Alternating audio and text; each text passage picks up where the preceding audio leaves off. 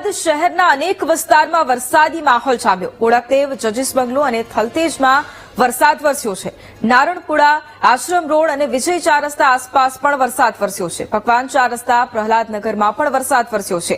વરસાદને લઈને અમદાવાદવાસીઓમાં પણ ખુશીનો માહોલ જોવા મળ્યો। બપોર બાદ અમદાવાદમાં ભારે વરસાદની શરૂઆત થઈ। શહેરના અલગ અલગ વિસ્તારોમાં વરસાદ ખાબક્યો।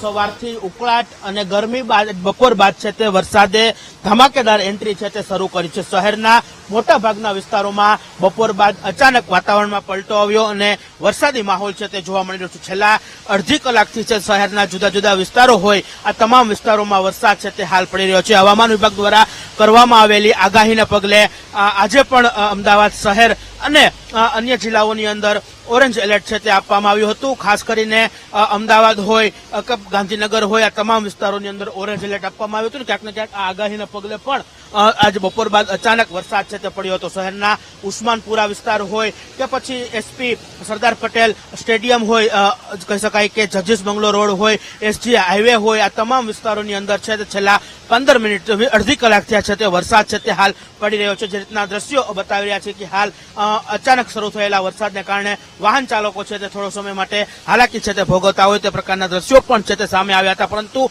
વરસાદ પડવાને કારણે વાતાવરણમાં ફરી એક વખત ઠંડક પ્રસરી જવા પામી છે, જેને કારણે શહેરીજનોમાં એક ઉત્સાહ છે તે હાલ જોવા મળી રહ્યો છે। શહેરના વાત કરવામાં આવે તો શહેરના મોટાભાગના તમામ પૂર્વ વિસ્તાર હોય કે પછી નવું અમદાવાદ હોય તમામ વિસ્તારોની અંદર હાલ છેલ્લા અડધી કલાક થયા છે તે મેઘરાજા છે તે ધમાકેદાર બેટિંગ કરતા હોય તે પ્રકારના દ્રશ્યો છે તે હાલ સામે આવી રહ્યા છે। કેમેરામેન મેહુલ રાઠોડ સાથે શુભમ ભટ્ટ, વીટીવી ન્યૂઝ, અમદાવાદ।